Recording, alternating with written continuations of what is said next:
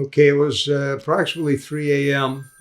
When I got a phone call, woke me up from my boss, Lieutenant John Rogers, and he simply said that you have a double. That means we have a double homicide. Said it was in the West LA area. Um, I've been doing this for a number of years. I'm kind of used to it. We don't ask a lot of questions in that initial call. We just get an address and we respond. And so that's what happened here. I got the address in West LA and I got up, got dressed, and I was out the door probably in less than 15 minutes. Usually grab something to eat on the way, an apple or something else, piece of fruit, coffee if I have time.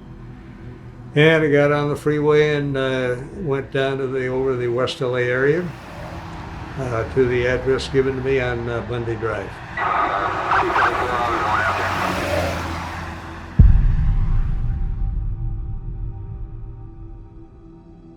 Okay, I was not all that familiar with the West LA area. That particular area doesn't have a whole lot of crime, and to get a double homicide there was kind of unusual. But I pulled up, there's the front of Bundy, and so the officers that first arrived had the scene secured. They had Bundy blocked off. They had the rear alley behind the location blocked off. They had extended out the crime scene, which was good. At a crime scene, you want take as much space as you can get because you don't really know how much you're going to have that's involved with the crime initially, so you want as much as you can get. The concern became Bundy Drive is the main thoroughfare between San Vicente and Wilshire Boulevard, and we were concerned with Monday morning traffic because it was very busy during the weekdays, people coming and going to work and whatnot. So we knew that in 2 to 3 hours, we would either have to open up Bundy or keep it closed. If we kept it closed, then people would know something was going on that would attract the media. The last thing you want at a crime scene investigation is to be mobbed by media, especially with a double homicide. It's going to interfere with you one way or the other, sooner or later. So we had to make a decision whether or not to open up Bundy, as well as the alley behind the location, because of the traffic concerns. I had parked my car and was met there by the West LA homicide detectives, and my partner, Phil Van Etter, had also arrived earlier. I was given a brief rundown on what was going on. In fact, the two people apparently had been knifed to death. They were lying in the front of the location on Bundy. One was either the estranged or current wife of O.J. Simpson. The other man was unidentified. I was given a walkthrough, which is normally what happens at a crime scene when the investigator who's going to take over the case shows up.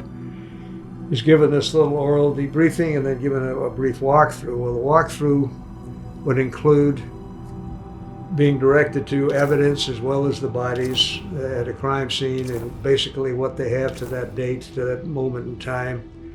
At a crime scene, bodies are evidence also. Sometimes it's a little hard for people to understand that people who are murdered are now, unfortunately, they are no longer people. They're considered evidence, and so you have to treat them as such. We were given this, my partner and I were given this walkthrough with the West LA detectives, and different things that were pointed out to us. A blood trail was observed adjacent to bloody footwear impressions. It appeared to be blood in the footwear impressions, leading from the bodies off to the west, up the stairs, past the front open door of the location, which was well lit inside. The footwear impressions went to the walkway all the way to the alley to the rear, and it went through a gate that emptied out onto the alleyway in the back. There were obviously things of evidentiary value in addition to the blood around the bodies. We saw an envelope, a white envelope, that appeared to have a pair of prescription glasses in it between the two bodies. There was a pager near the male victim. Blood was splattered in all different directions. There was a blue Navy knit cap on the ground right near the envelope. There was also a glove, a left-handed leather glove lying on the ground between the two bodies. So what you do is you take this in and then decide what you're going to do as far as handling this particular crime scene investigation. The first problem again was securing the crime scene. If we had left the crime scene secured and Bundy Drive secured, again, we would have a lot of unwanted attention. So we opened up part of that briefly after the sun had come up. In the meantime, the word had gotten out and the press was starting to show up, and they were actually setting up their cameras across the street on the east side of Bundy on a little hill that overlooked down on top of the crime scene. And it was like 115 feet away, a little too close for comfort. You don't want evidence of the crime scene photographed by the media or anyone else before you find out what you have and before you can do anything with it. It could compromise your investigation. That became a concern. Coroner was given what we call a first call. We said what we had. It's going to be a media situation, so prepare for this. In other words, when we call you the second time, you'll know what we have and how to roll on it. Because the coroner, when they arrive at a murder scene, they actually conduct their own investigation independent of ours also, with us in attendance. So you have the police doing their investigation, the coroner doing their investigation. Their investigation primarily involves the bodies and anything that's on the bodies, any evidence that may be on the bodies, any weapons that may be under the bodies or hold on to by one of the victims. This is the coroner's responsibility. But we knew from the get-go that we were going to be there a while, so security became paramount. We were shortly informed that the woman who had been killed, and she was nearly decapitated when I looked at her, a vicious killing. There were other slash wounds. It looked to be something personal. This was just not a narcotics deal gone wrong. This was not a situation where someone was being robbed. This happened rather late on a Sunday night.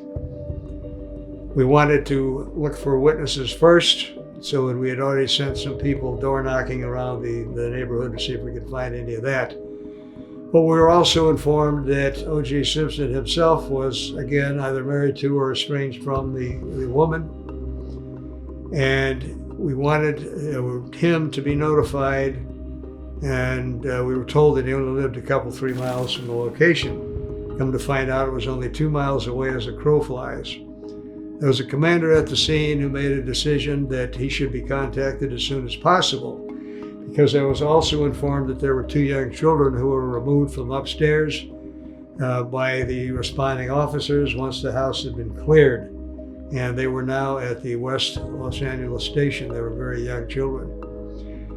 We needed to contact him or a family member to tell them what had occurred and to take care of the kids, frankly. So the commander had suggested that we go up, didn't suggest, he actually ordered us to go up with the 2 other detectives to try to locate O.J. Simpson at his Rockingham estate, which again was just 2 miles away. At this time, traffic was starting to build. The media was setting up more cameras. We knew that the media has a lot of contacts. They have a lot of people they can control.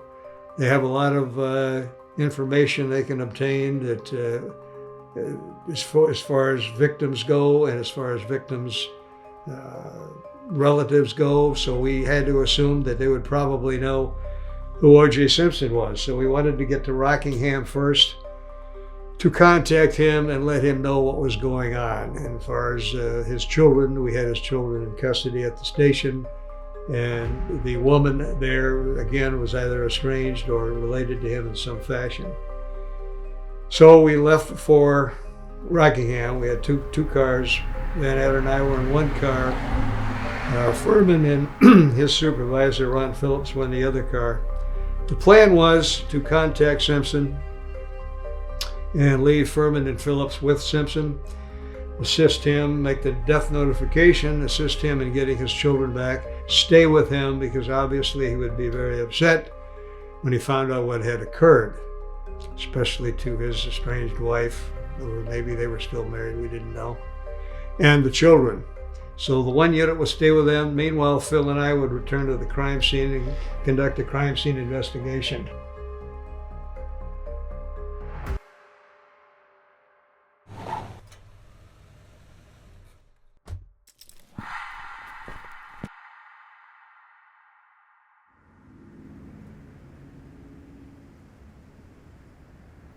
There were two cars in the driveway.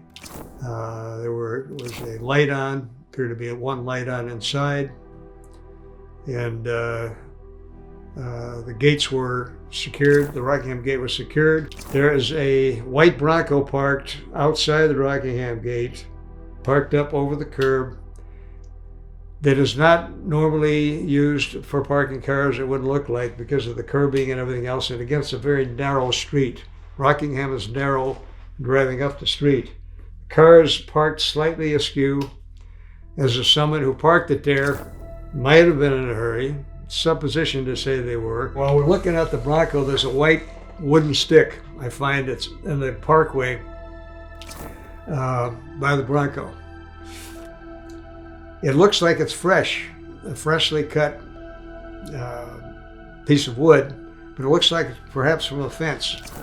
It's, I think it's like 2 inches by 3 inches. It's square and white on one side, but it's broken off and the brake is fresh. And it doesn't belong there. Obviously, that's where you look for it at a crime scene, something that's out of place. We noted a second gate around the corner on Ashford Street called the Ashford Gate. It too was locked and secured. There was a phone by that gate that went into the inside of the residence. We had picked up the phone, tried to notify someone inside, and got no response. And it's now about 5:15 in the morning.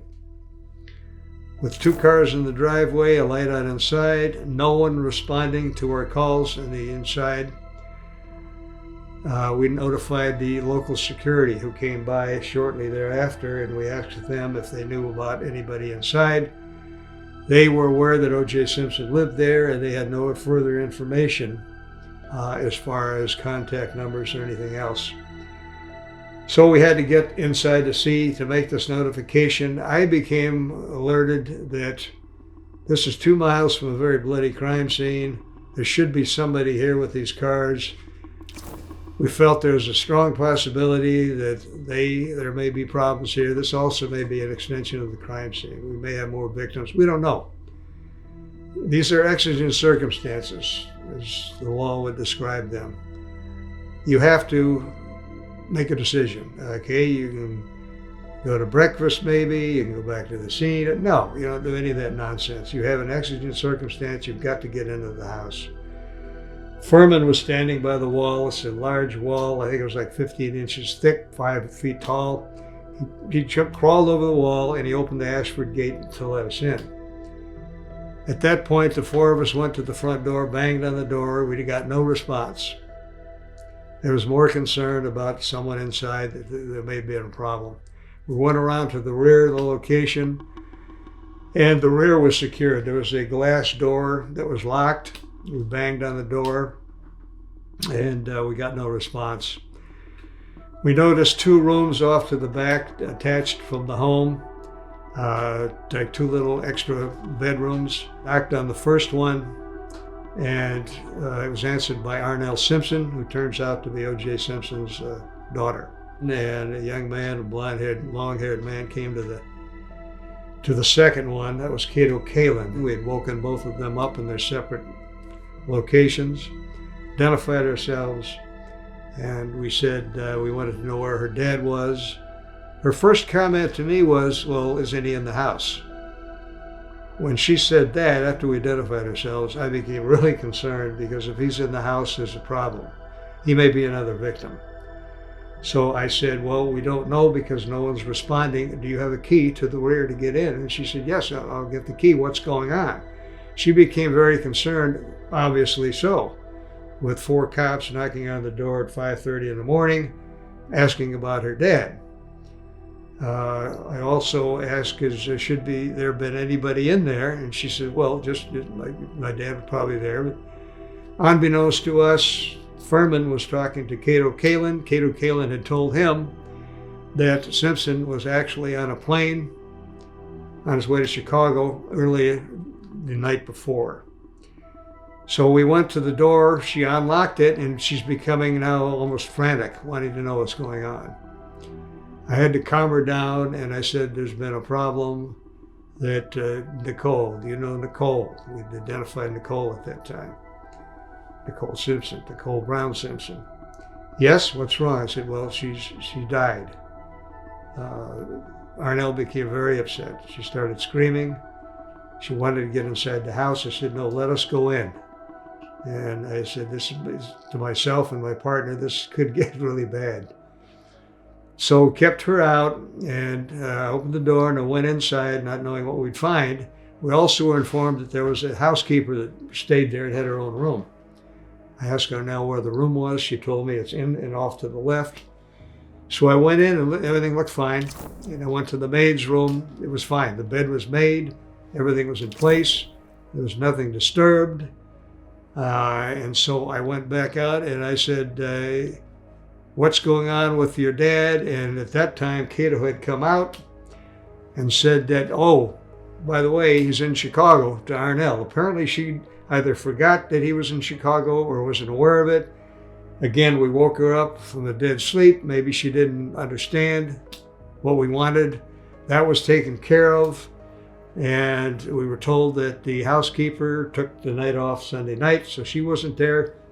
Everything was fine in the house. We explained what was going on and went inside the house. Cato was becoming concerned. He wanted to know what was going on. We told him that there'd been a problem. We explained to him that Nicole had been killed without any other details. We went inside the house and right away Arnell wanted to call A.C. Cowlings, who was like a brother to her. He was very close with O.J., very close to the family. So she wanted him there. And I said, fine, call him. Meanwhile,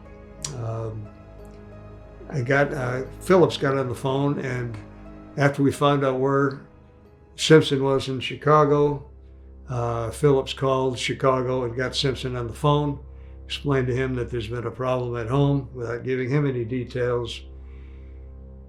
He said, okay, fine, I'll be on the next plane coming back. And that's about all he said. At this point, it struck me kind of strange that there had been someone killed and his kids were there when this happened. And he never asked about his kids. He never became excited about anything other than to say, I'll be on the next plane to LA. We went back and were talking to Arnell and Cato a bit more. We had to make a decision about what to do with the family, and I wanted to talk to Simpson to see what plane he was on. And this became a little more concerning when I made a death notification to the Brown family. Now, I'd gotten that information from Arnell. The worst thing a cop wants to do is make a death notification. But that's part of the job. You have to sometimes. Is the way to make it over the phone? No. You never want to make a death notification over the phone. You want to do it in person. I can't think of anything more impersonal than to do something like that over the phone. However, we now have the media involved, which is a problem. They're going to find out about the Brown family and where they live, and they're going to do something about it. They're going to be there before us. That's the last thing an investigator wants, is for them to talk about the family without talking to us first. We do not want that. Therefore, I had to make a decision. We had to make this death notification over the phone. I didn't want to do it. I had no other choice. So I got a hold of the Browns, and I talked to Lou Brown, Nicole's dad first. And unbeknownst to me, Denise, Nicole's sister, was on an extension phone call on listening to my conversation, probably wanting to know what was going on so early on a Monday morning. So I said, well, Nicole looks like she's been killed. We don't have any details at this point, and we're trying to notify the family. I'm sorry to have to tell you that she's died, and we need to make that notification now. We're trying to get a hold of Mr. Simpson. All of a sudden, I hear all the screaming on the extension. Well, it's Denise. And she starts screaming about, he did it, that MF, he killed her. I know he killed her. Simpson, he killed her. And so I'm hearing all of this noise in the background. I'm totally distressed. Tried to calm them down over the phone. I gave them my name, and number, and any information. I said, we'll get back to you just as soon as we can. The media is already onto this. They're going to try to contact you.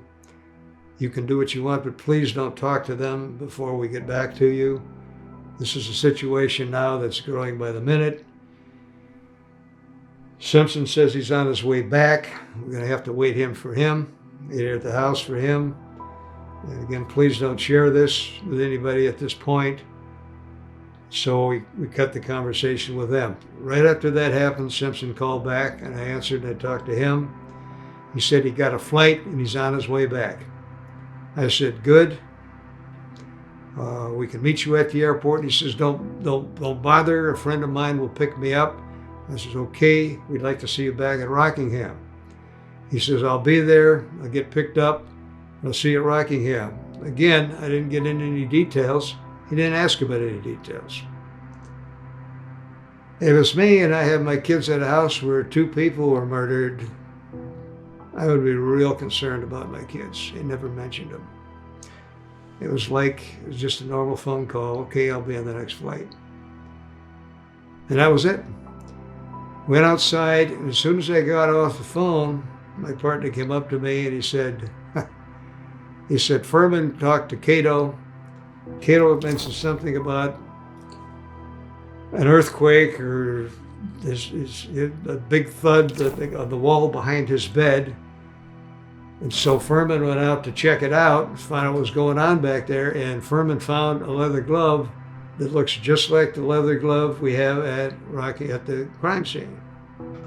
My first question was, well, is it a right-hand glove or a left-hand glove? They said, well, it looks like a right-hand glove. They didn't get too close to the glove. Now the glove, I went back, he said, take a look, so I went out. They showed me the glove. I didn't get too close. I was maybe 10 feet away, but it did look like a right-handed glove. It did look like the same type of glove. Now, the glove was located at a very narrow walkway that was dark. Now, the sun was beginning to come up, and that was why the glove was being able to see when Furman went back to check out what the so-called noise was. It looked like it was below a large, older, outdoor air conditioning unit that was attached to the rear of Cato's bungalow. It stuck out, and anyone who wanted to go to the rear of this walkway would have had to go around this air conditioning unit and probably would have knocked into it, because I said there was no lights back there at all. It was old and it was stuck out, blocking probably 2/3 of the walkway, which was narrow anyway. And beyond that was a fence. So anybody that wanted to go beyond that air conditioning would have had to walk very carefully around the air conditioning unit and go to the rear. So staying with this narrow walkway for just a few seconds, it extended to the rear of the 3 connected bungalows. And I walked back there. As I walked back there, I went through cobwebs and everything else. Obviously, this walkway wasn't used too often by anybody. But when I got to the rear, there was an open, vacant area, probably maybe 30 by 40 feet. And back there was nothing but junk. There was an old wheelbarrow, old tools, old tires. It looked like the residents were using that area just to throw junk away. until they got to a point where they were tired of throwing junk away and I guess would remove it. But this was a place where everything was just abandoned. Put that in the back of my mind. Why would someone be back there? And now we have a glove beneath the air conditioning unit. We walked out. We did a little bit of talking, and again, the sun was coming up. My partner's out in the front driveway, and he sees what looks to be a trail of blood coming from the Rockingham gate up towards the front door. And these things are building in your mind. Glove, blood, gate, car. What is it doing at it? Why isn't it in the driveway with the other cars? This isn't evidence of anything, but it builds in your mind. These are things that you observe. Foreman sees what appears to be a tiny speck of blood. Now, we don't know if it's blood or not, but it appears to be what is blood. Now, the driver's side of the Bronco, the door opens out and towards the front. You have to open that with your left hand. You could open it technically with your right hand, but if you do that, you're way over here and you're opening the door into yourself. It doesn't make any sense. Irrespective of whether you're a left-handed person or a right-handed person, you are going to open that door with your left hand. Again, one of those little things you stick in the back of your mind. We got looks like a speck of blood there. Now we have blood tailing. When I say tailing, a blood droplet, when it strikes the surface, will tail in the direction of travel of the source. If it hits, it's going to splatter. It's going to parallel out where the tail will be to the front towards the direction that the source is going. That's what I mean by tailing. It was tailing from the general area of the rear of the Bronco up the driveway and into the house. Okay, we've got the blood speck, we've got the glove, we've got the blood tailing, the Bronco. We have another crime scene, or an extension of the previous crime scene. At this point, we have to stop what we're doing and decide what to do. Well, obvious thing for us, we've done a few of these, you need a warrant, you need a search warrant. We can't go any further without. We're not going to have a problem getting a search warrant. So we declare the Rockingham house a crime scene. I tell Arnell and AC, who has just shown up, that they're going to have to leave as well, Cato, because it's a crime scene. We suggest they go to the police station because we're going to have to talk to them also eventually. And we have the kids there. They can reunite with the kids. Simpson is en route. We have a crime scene at Rockingham. We've secured Rockingham. It's going to take a while to get a warrant, because in order to get a warrant under these circumstances, you're going to have to go through the district attorney's office, get a DA involved if you can. At this point, it's obvious in our minds we have a high-profile situation. It's going to be a lot of media because there's celebrity involved. Whether or not O.J. Simpson is a suspect is unknown. We have questions for him, obviously, as the spouse or former spouse or whatever. We're going to have questions for anybody in the family. We're going to interview everybody probably more than a couple of times. He's not a suspect at this point. But Rockingham is a crime scene.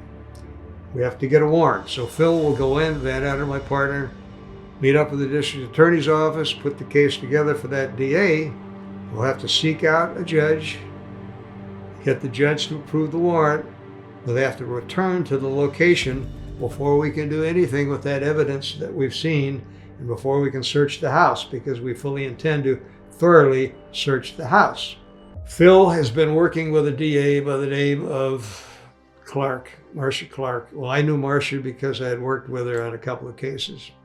In fact, we currently had a case, an organized crime case, a murder for hire case, that she had just refused after working it for a year to file. But that's another matter. But I had a problem with her on that other case. Phil and her had handled murder cases together. In fact, they handled the first no-body DNA case in the state of California, and she did an excellent job, and they got a conviction on a no-body DNA case. She was known to be a very hard-nosed prosecutor, very bright, but I had a personal thing because she had pulled the rug out from under a case. that I was involved in. My concern now is this particular case. We got to do something. So I told Phil that I would rather not have her. And I'm now back at Bundy. I've got to get back there to conduct this crime scene investigation. The bodies are still there. The media is building up over there. The coroner's got to roll on this. I got to get back. We don't have time to mess around with this. So I said, okay, fine, go with Marcia. So Phil takes off. I'm going to find Marcia. He's going to get the warrant. I return to the Bundy location where I commence the crime scene investigation. And I'm there for several hours, obviously doing that. And the coroner's office shows up. One thing leads to another. We go through all the motions of the crime scene investigation. I've got a criminalist there, 2 criminalists are there. I've got photographers there. I've got print people. I've got 4 latent print people working. They're starting to get prints on the exterior. We want the interior of the house also looked at, although there's no evidence that the suspect went into the home. Both bodies are outside on the walkway by the front gate of the Bundy location, although the front door is wide open. I go inside and there's no evidence of any wrongdoing or any crime scene or blood or anything else inside. It's apparent that the victim did everything, were outside when they were attacked, and that the suspect walked directly by the front door. Now, of some interest, just beyond the front door and towards the rear gate, where the bloody foot impressions go, they stop. And whoever left the footwear impressions turns around, because you can see the footwear impressions turning around back towards the bodies. And they're looking back down towards the body. And then they turn around and continue walking. And again, we did a heel-toe analysis. Whoever was walking, they were walking. They weren't running. So whoever committed this crime, this suspect, did not run from the scene. They walked. Why would they stop and look back? Well, again, back at the scene, we not only have the bodies, but we have the glove, the cap, the knit cap. Did the suspect become aware that, hey, I lost my glove, I lost my cap. Should I go back or not? Well, they decided not to. The suspect continued on towards the rear through the rear gate, leaving a blood trail to his left. Again, one of the little things you put in the back of your mind, we have a blood trail on the left side of the footwear impressions that the source left. Again, tailing in conjunction with the footwear impressions, all tailing back towards the alley. There are 5, 6 blood droplets tailing in that same direction. It's going to take some time before we can analyze all of this blood. So we know we're going to ask for blood not just from the victims, but from anybody else who may be suspected as a possible suspect. Eventually, this will include O.J. Simpson. On the other side of the gate, I see 2 coins. I think it was a dime and a penny. Next to a concentric around blood droplet. So I'm thinking that particular last blood droplet came from a source straight down. That source was not moving. However, the 5 blood droplets prior were moving, tailing through the gate towards this one droplet. It was concentric. Right next to the dime and the penny. I believe it was a dime and a penny. So what does this mean? Well, again, you put that in the back of your mind. Could someone been going into their pocket looking for their keys to their car because they may have left that way? That's where the bloody footwear impressions go, and inadvertently dropped a couple of coins. And is that when this last blood droplet was left? Because the source was not moving when that blood droplet hit the ground. Is this what had happened? We don't know. So we take photographs of all of this stuff. Inside the house, we find that there's a large butcher knife on the counter, kitchen counter. There's no apparent blood on it. We print it. There's no tape. There's no prints on it. There's no latent prints on it. There's no debris on it. No nothing. It's just lying on the counter. Question: what is that doing there? Did someone hear something? Took out the knife, perhaps in defense of themselves? We don't know. I go upstairs where the kids were. There's a large tub bath of water that's been drawn. This candle's lit all the way around the bathtub, and the tub is full. Was the victim intending on taking a bath? Was she drawn away from it because she's wearing a kind of a mini skirt, a shift, no shoes? Did someone come to her door, and was she waiting for someone, and had she already drawn the bath and lit all the candles? I've known that women like to, when they take baths, they like to relax and they like to light candles. There's nothing unusual about any of this. But obviously, in my mind, she was probably being interrupted from her bath, went down, answered the door for one reason or the other. Again, unanswered questions. But again, she has no shoes on. All of these things are documented, photographed. We begin to look at things a little more closely. Meanwhile, there's a pager that continues to go off near the male victim. So we're building all of this evidence. Everybody's working. The media is building up across the way.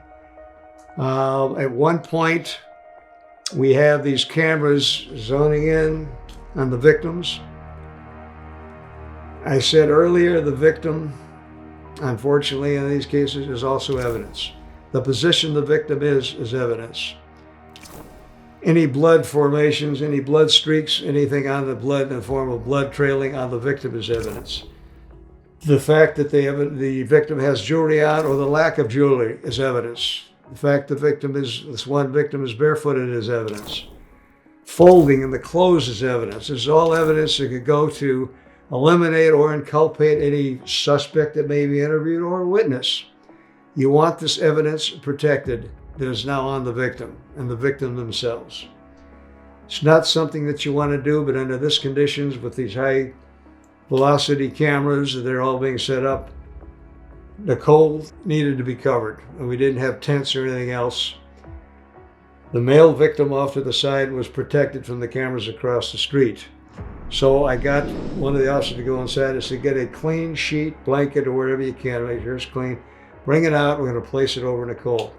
You don't suggest to do this because there's always a possibility you're going to leave evidence, fiber evidence, or anything else that will have to be checked out later on and discarded as evidence, depending on what the blanket of the sheet is. So you want to be careful putting something over a victim.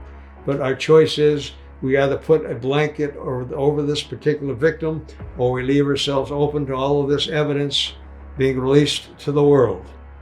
The folds in the clothing, the jewelry, which the watch becomes an issue later, the blood trailing, the injuries of the victim as evidence. Had to make a decision. The decision is made. I want the evidence preserved. So this was questioned later, and it had nothing to do with nothing. It turns out it's a red herring because it was able to protect all of that evidence and still use this sheet. Actually, it turned out to be a very tight-woven, tight-woven hospital blanket that was used. That was the right call then. It's the right call today. I would do it again without even questioning.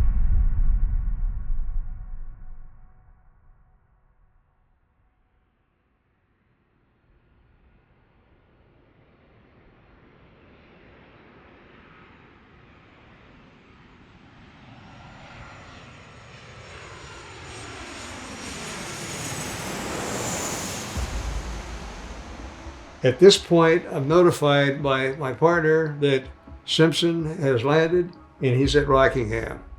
He says the media is all over us again, all over Rockingham.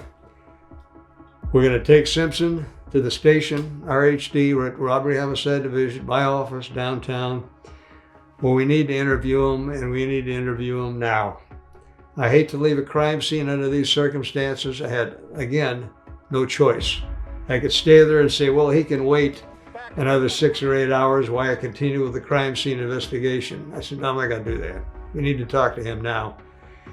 Put someone else in charge of the crime scene at that point. I have a photographers working. I have latent print people working. I have criminalists working. Once the criminalists are done with Bundy they're going to roll over to Rockingham, because now we have essentially 3 crime scenes. You have Bundy, you have Rockingham, and you have the Bronco. We look further in the Bronco. Before I left, and in the back, I noticed a big shovel in plastic wrapping, and I'm thinking in the back, what is the shovel and wrapping doing in the back of this car? We run a DMV check on the car, and it's a Hertz car. Hertz, O.J. Simpson, they put 2 and 2 together. Obviously, this is a Hertz vehicle that they've given him to either use, or they let him do it for the advertising of the vehicle. And I don't know. But we've got what appears to be a speck of blood on it. We've got this shovel and all this plastic tarp in the back. We want to get inside that vehicle and check it out thoroughly. That also is going to go on the search warrant. We've got all of these things working, but you have to prioritize. So right now, Simpson's back. He's going to talk. That's priority 1. I returned to Robbery Homicide Division. Simpson is already there with 2 attorneys, Howard Weitzman and Skip Taft. Howard Weitzman is a well-known entertainment attorney. Skip Taft is more or less a family law type, civil litigant type attorney, but they're attorneys. They're here representing O.J. Simpson for whatever purposes.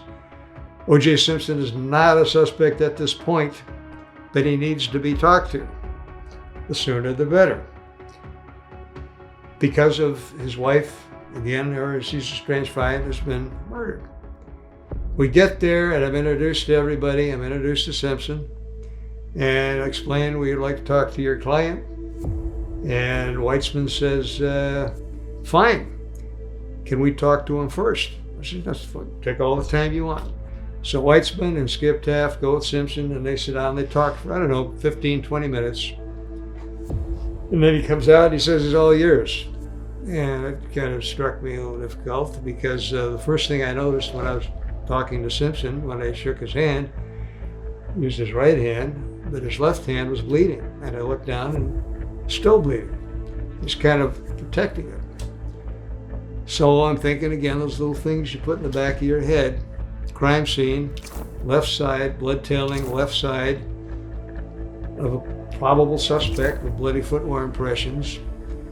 Left glove crime scene, right glove Rockingham.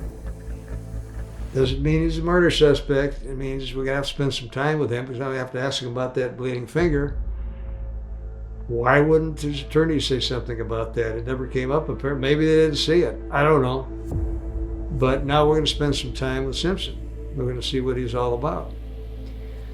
Doesn't take long. Well, these two attorneys go to get a bite to eat, and they said, we'll be back. And all right, fine. So we went inside the interrogation or interview room, whatever you want to call it. There's 2 types of situations that you can come up with here. You can interrogate someone, or you can interview them.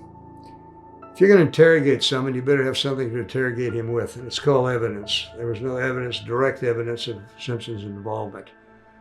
We knew he was bleeding. Very interesting. Let's see what he says about the blood. Let's see what he says about what he did last night. This is interview. It didn't take but about 5 seconds to realize that O.J. Simpson's personality is very narcissistic.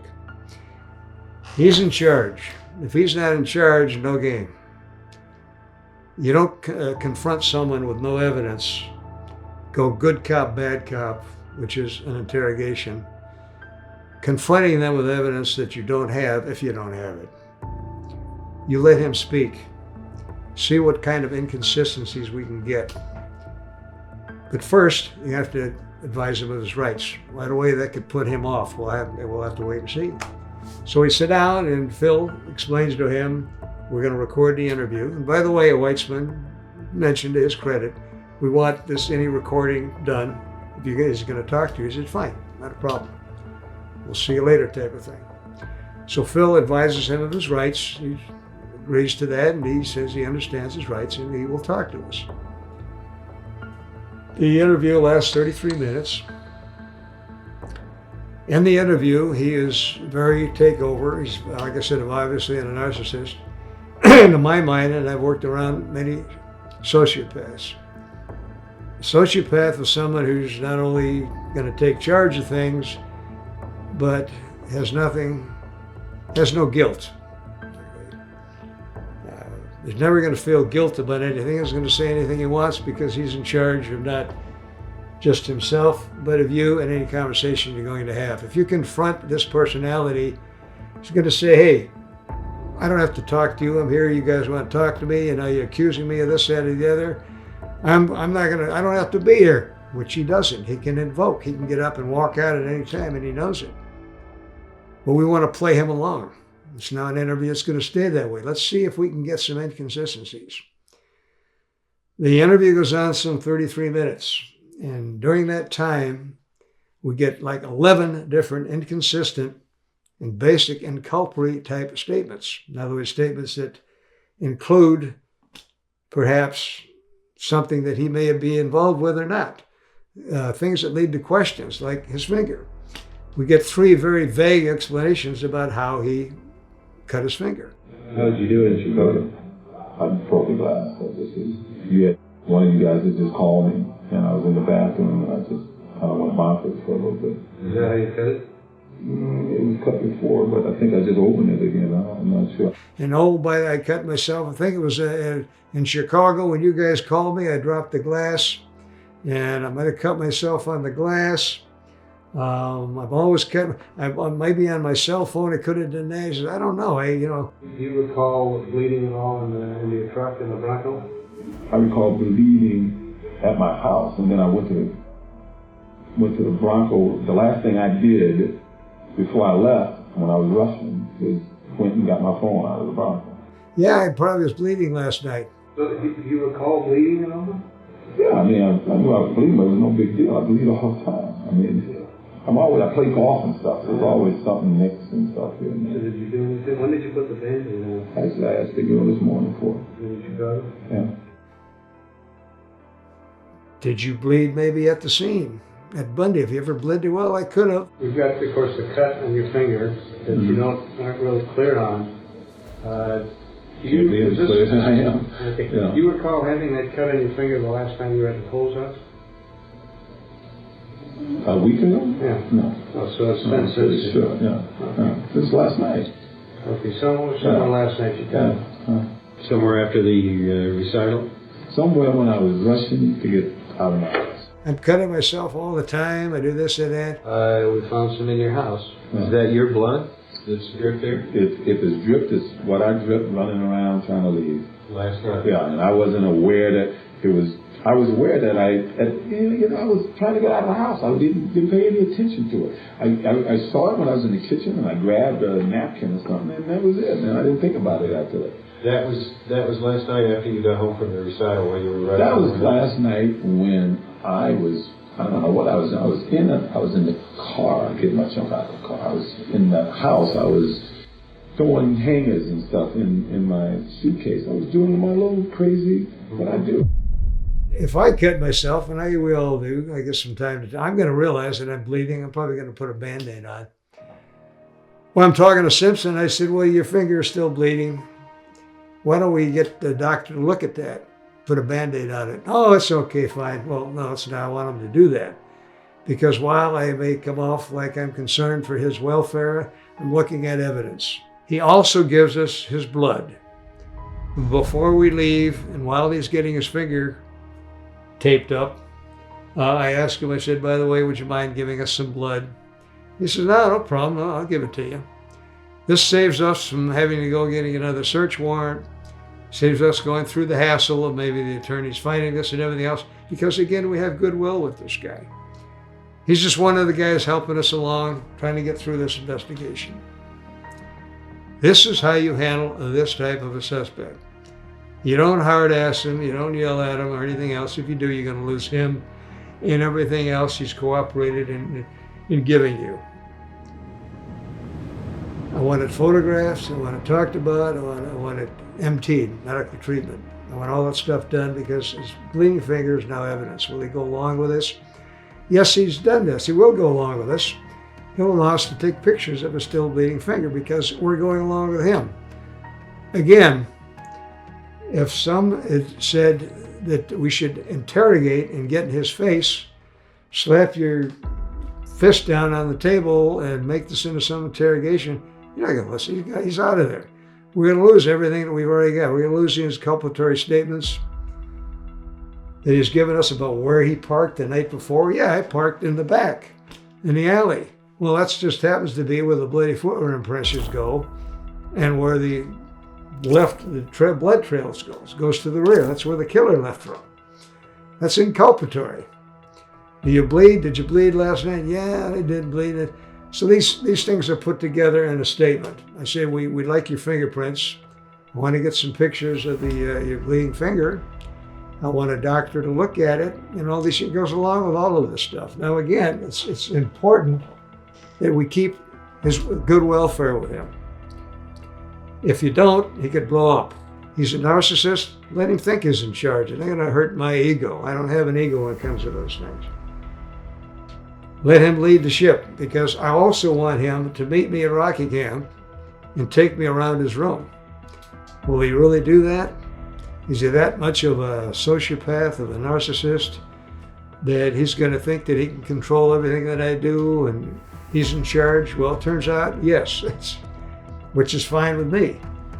Once we're through with getting the finger looked at, the photographs taken, fingerprints and everything else, I tell him, we've got a search warrant for Rockingham.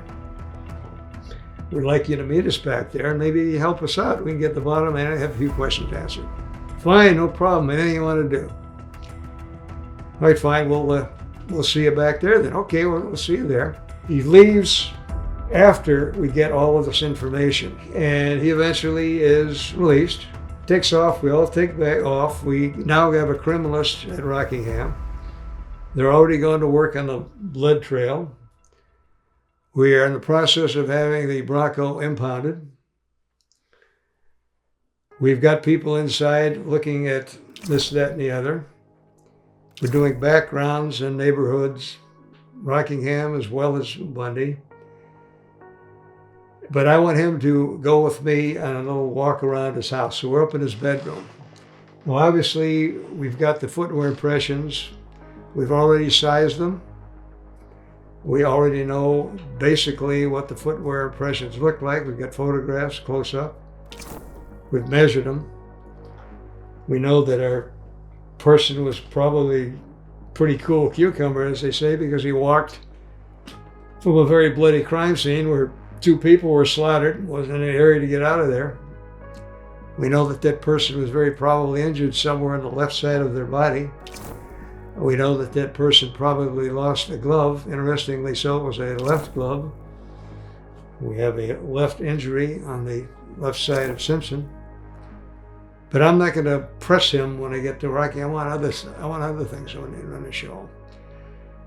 Because we have goodwill with him, we're in his bedroom. And I said, could you help me out with a couple of things? Yeah, fine. I said, could you show me maybe what clothes you were wearing last night? He says, yeah, sure. So he picks out a few things.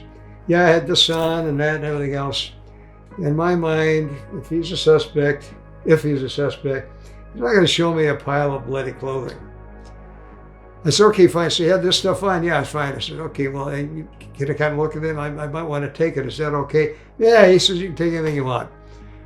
I said, okay, fine. Can you show me what shoes you were wearing last night? Do you remember? Yeah, I remember. He shows me a pair of sneakers. I pick them up. I turn them over. There's nothing near the footwear impressions, the bloody footwear impressions we have at the crime scene. Obviously, he did not leave those prints. Yet he said he was wearing these last night. I said, okay, fine. Would you mind if I keep these? Oh, no problem at all. Well, he'll know if he's a suspect that he didn't have these on last night. He doesn't care. So why did I take the shoes? To size the shoes. In his own admissions, these are his shoes worn by him. Size 12. Again, if these are size 10, this is exculpatory evidence.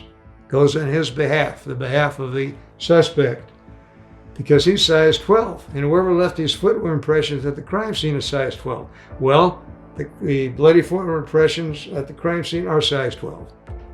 He, through his own admission, tells me that he is wearing size 12 shoes, the same size left by the suspect at the crime scene. All inculpatory stuff, good stuff. That's why I take the shoes.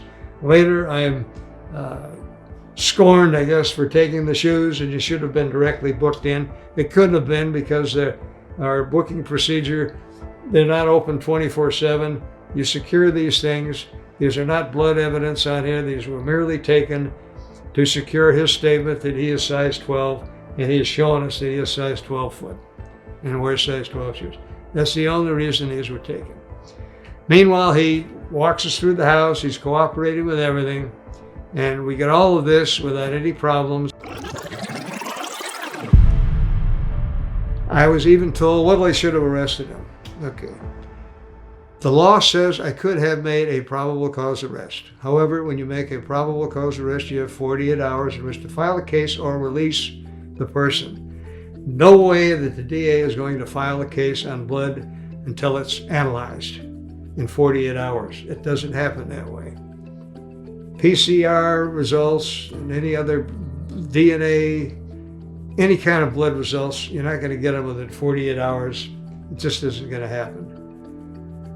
We could have booked him, and it would have looked really foolish on our parts unless we thought he was going to flee, which he unfortunately did, which is interesting too. I suppose one could argue that point. But to arrest him at that point wouldn't have made any sense at all. We need to get this evidence straightened out and find out what we have before we even come back at him as a possible suspect. I've handled dozens of murder cases. Many times, the person you have as target on their back looks like a suspect, and they're not. So supposition is not evidence. Your feelings about someone is not evidence. Evidence is evidence. You have to prove certain things. It's going to take more than 48 hours to do this. OJ?